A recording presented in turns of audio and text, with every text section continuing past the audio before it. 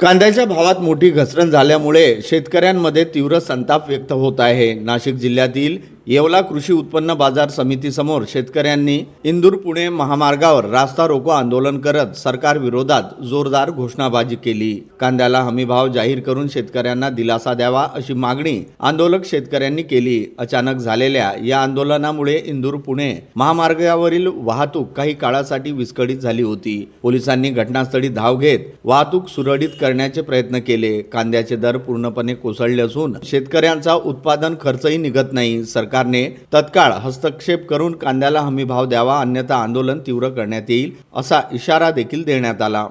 विश्वनाथ मोरे आज जो रस्ता रोको चालू आहे तो कमी असल्यामुळे रस्ता रोको चालू आहे।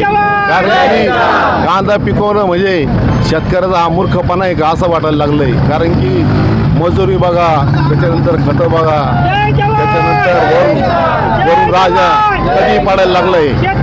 म्हणजे शेतकऱ्यांनी काय जगायचं का मरायचं, कारण की भावच नाही कांद्याला। कमीत कमी 2000च्या पुढे असला भाव तर 2 पैसे शेतकऱ्याला भेटले बस। कारण की एकदम वाईट परिस्थिती आणि इथून पुढे कांदा शेतकऱ्यांनी पिकू नये असं मी तर जाहीर म्हणणार आहे। कारण की काही अर्थ राहिलेला नाही, शेतीच पिकू नये असा एक विषय चालू आहे आता पूर्ण राज्यामध्ये। कारण की शेतकऱ्याच्या मुलांचे लग्न होत नाही, पूर्ण वाटोळ आहे शेतकऱ्याचं, भयान हाल आहे शेतकरी।